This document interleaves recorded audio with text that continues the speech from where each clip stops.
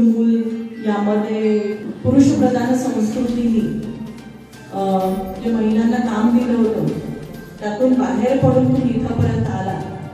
पण आपण आजूबाजूला जर लक्ष दिलं तर हे डोक्यावर टोपी घालून बसलेले सगळे आपले नागरिक आणि डोक्यावर पदर न घेता बसलेले आपल्या सगळ्या महिला भगिनी जर बघितल्या तर निश्चितच या ठिकाणी महिला निश्चितच स्वयंपूर्ण झालेली आहे किंवा अभिनव देश नागरिक संघाचे अध्यक्ष मंगळेश पाटील यांचे तुम्ही खरंच आता आम्हाला मागे टाकले.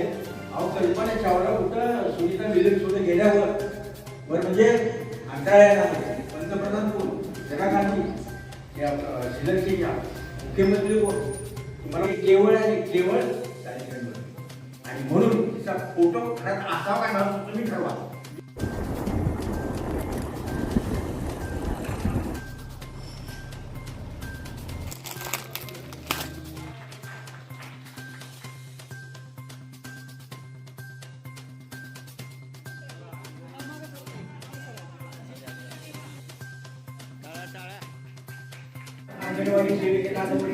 इकडे इकडे इकडे हा जो आयोजित करण्यात आलेला आहे त्यासाठी या संघाचे कार्याध्यक्ष श्रीयुत जनार्दन घाडगे गुरुजी, उपाध्यक्ष बाळासाहेब फडतरेजी, सर्व संचालक वर्ग, फेस्कॉमच्या जिल्हाध्यक्षा, जिल्हा सुजाता कानेटकर ताई, माझ्या सिनियर आणि नेहमीच मार्गदर्शिका म्हणून राहिलेल्या डॉक्टर कविता कोंडे, ज्यांचा सहस्त्रचंद्र दर्शन सोहळा या ठिकाणी आयोजित होणार आहे त्यांचा सत्कार या ठिकाणी घेतला गेला. असे ज्येष्ठ सभासद शिवाजी कृष्णा फडतरे काका, सर्व स्थित या गावातले पंचक्रोशीतले जे नागरिक आणि ज्यांना संघर्ष पुरस्कार मिळाला त्या माझ्या महिला भगिनी, पत्रकार बंधूंनो,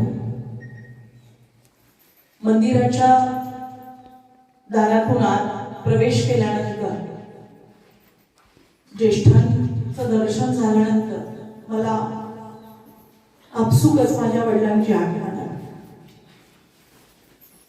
गेल्या वर्षीच माझे वडील आम्हाला सोडून गेले, 91 वर्षाचे होते ते. आणि मुलीचं भाग्य असतं की शेवटच्या क्षणी ती तिच्या वडिलांच्या जवळ असते आणि ती निश्चितच भाग्यवान आहे. वडिलांनी माझ्या मांडीवर शेवटचा प्राण दिला. असं भाग्य प्रत्येक मुलीला मिळतच असं नाही. जेव्हा मृत्यूची खबर येते तेव्हा मुलगी रडत रडत माहेरी पोहोचते. त्यावेळेला आपल्या वडिलांचं दर्शन देखील घेता येत नाही. पण ते भाग्य मला मिळालं. इथं तुमच्या सर्वांमध्ये आल्यानंतर, तुम्हा वडीलधाऱ्यांमध्ये आल्यानंतर खरोखरच माझं मन भरणार. त्याबद्दल आपल्या सर्वांचं मनपूर्वक आभार. या ठिकाणी हा जो संघर्ष पुरस्कार आणि सन्मानपत्र या अभिनव ज्येष्ठ नागरिक संघातर्फे देण्यात आला, त्या सर्व आरोग्य सेविका, आशा, त्याचबरोबर अंगणवाडी सेविका, त्याचबरोबर कृषी सखी आणि महिला बचत गटाच्या महिला भगिनी, या सर्वांना तुमच्या कार्यासाठी हे जे सन्मानपत्र देण्यात आलेलं आहे, हा तुमचा जो संघर्ष आहे, हा संघर्ष आणि त्याची जाणीव ठेवून या ज्येष्ठ नागरिक संघातर्फे दिलेला आहे. स्त्री ही जन्मापासून मृत्यूपर्यंत कोणाच्या ना कोणाच्या मदतीची अपेक्षा करत असते. जन्मल्यापासून ते लग्न होईपर्यंत, वडिलांच्या मदतीची अपेक्षा असते, लग्न झाल्यानंतर नवऱ्याच्या मदतीची अपेक्षा असते. सुदैवाने मुलगा पोटाला असेल तर मुलगा कमवायला लागल्यानंतर मुलाच्या मदतीची अपेक्षा असते. जन्मापासून मृत्यूपर्यंत आपण कोणाच्या ना कोणाच्या तरी मदतीची आस बाळगून असतो. पण तुम्ही या ठिकाणी सिद्ध करून दाखवलं की तुम्हाला किंवा तुम्ही वेळेवर घेतलेली मदत ही तुम्हाला इतकी कार्यक्षम बनवलं यामध्ये की तुम्ही तुमच्या भगिनींना मदत करू शकता. आणि कोणाच्या मदतीला येणं आणि उपयोगी पडणं, मला वाटतं याच्यापेक्षा मोठं समाजकार्य कोणतं नसावं. तर तुम्ही स्वतः अर्थपूर्ण झाला, स्वयंपूर्ण झाला आणि तुम्ही दुसऱ्या महिला भगिनींना मदत करत आहात. विशेषतः महिला बचत गटाच्या ज्या महिला आहेत त्या, तर ही जी मदत आहे ही मदत घेण्यापासून अजिबात संकोच करू नका. कारण वेळेवर घेतलेली मदत तुम्हाला स्वतःला उभारण्यासाठी देखील बळ देतेच, त्याचबरोबर दुसऱ्याला मदतीचा हात पुढे करण्यासाठी देखील ताकद देते. तर तुम्हा सर्वांचं खूप मनपूर्वक अभिनंदन. मगाशी शेलार मॅडमनी ताटे, मगाशी वनिता शेलार नाव घेतलं, वनिता ताटे. ओके. तर आपण म्हटलं की चूल मूल यामध्ये म्हणजे याच कामासाठी करून ठेवलेलं पुरुषप्रधान संस्कृतीने जे महिलांना काम दिलं होतं त्यातून बाहेर पडून तुम्ही इथपर्यंत आला.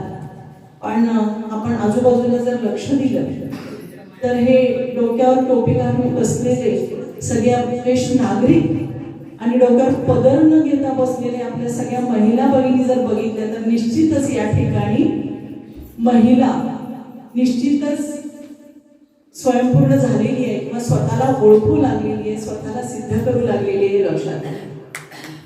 कारण काही 3-4 हातावर मोजाले त्या पण या आजी आहेत ज्यांनी डोक्यावर पदर घेतलेला आहे, बाकी मस्त पिन वगैरे लावून आलेले आहे.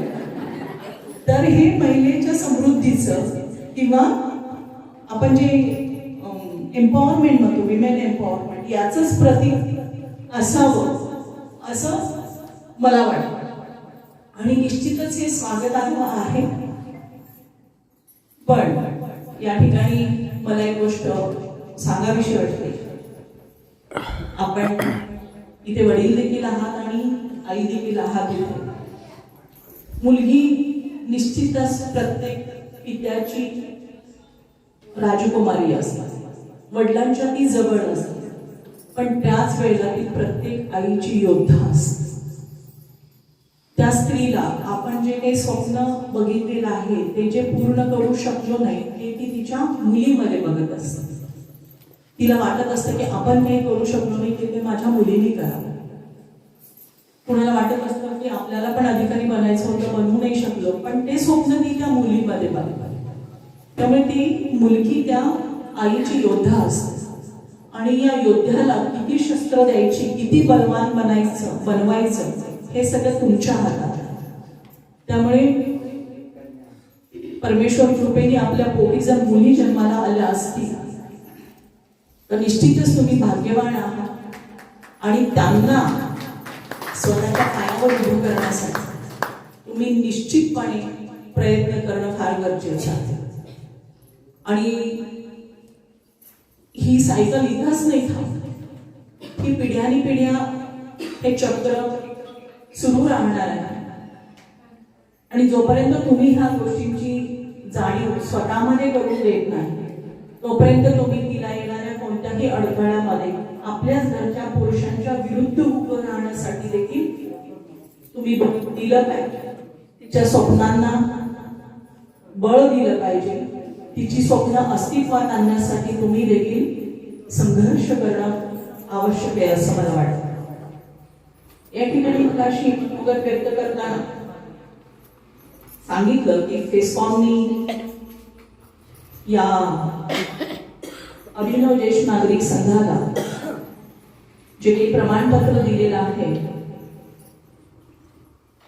हे ज्येष्ठ नागरिक संघ याच्या फेसकॉमचे आता सदस्य झालेले आहेत. तर याचं ब्रीदवाक्य आहे वयोवृद्ध हा मनो, म्हणजे वयाने जरी वृद्ध असलो तरी मला तरुण, हेच ब्रीदवाक्य आहे फेसकॉमचं. तर हे मनाने तरुण असणारे हे ज्येष्ठ नागरिक जेव्हा या ठिकाणी दीपप्रज्वलन करत होते त्यांचे हात थरथरत होते, पण हेच थरथरणाऱ्या हातांनी कधी काळी आताच्या पिढीला आधार दिलेला आहे, बळ दिलेलं आहे. त्यामुळे आपल्या सर्वांचे कर्तव्य म्हणतो की या थरथरणाऱ्या हातांना, या पावलांना आपण देखील आधार द्या. निसर्गाचा नियम आहे, बीज जोपर्यंत जमिनीत रुजत नाही, स्वतःचं अस्तित्व संपवत नाही, तोपर्यंत त्याच्यातून हजारो बिया निर्माण होत नाही. त्यामुळे जोपर्यंत जन्माला येणाऱ्या व्यक्ती त्याला मृत्यू अटळ आहे, पण या प्रवासामध्ये तो किती बीज अंकुरतो, किती फुलवतो, हे मगाशी घाडगे गुरुजींनी सांगितलं की आनंदी जगावे कसे. तुम्हाला सापडलं असेल याचं उत्तर तर तुम्ही सर्वांना सांगावं, द्यावं. आणि निश्चितच या ठिकाणी जो उपक्रम आपण सुरू केलेला आहात तो फारच अभिमानास्पद आणि गौरवनीय आहे. या कार्यक्रमासाठी उपस्थित बाकीचे जे काही या ठिकाणी आदरणीय व्यक्ती आहेत, मला त्यांची नावं माहिती नाही, पण निश्चितच आपल्या सर्वांच्या आशीर्वादाने आम्ही देखील असेच भरून मोठे हो. तुमचे आशीर्वाद आमच्या सर्वांच्या पाठीशी असेच राहू. या कार्यक्रमाच्या निमित्ताने मी फार काही भरपूर वेळ झालेला आहे. काल रात्री मी फोन करून सांगितलं की मला अचानक कोर्ट साक्षीचा समन्स आलेला आहे, त्यामुळे ती कोर्ट साक्ष अटेंड करून इथे यायला थोडा वेळ लागला. त्याबद्दल मी आपल्या सर्वांची मनपूर्वक माफी मागते आणि मी माझे 2 शब्द संपवते. जय हिंद, जय महाराष्ट्र.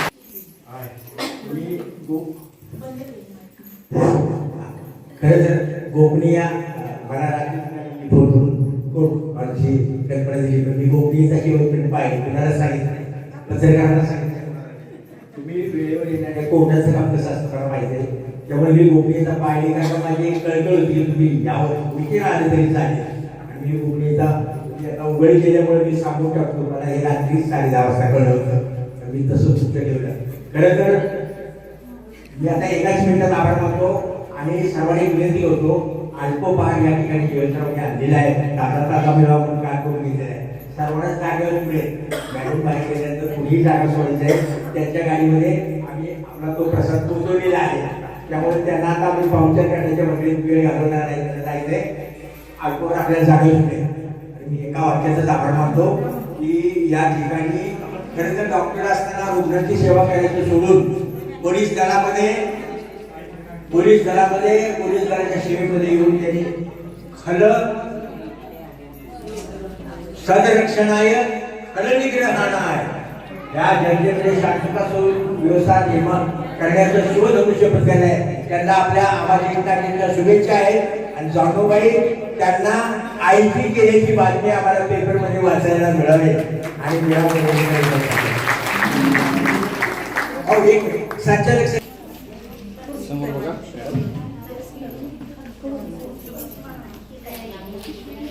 थँक्यू.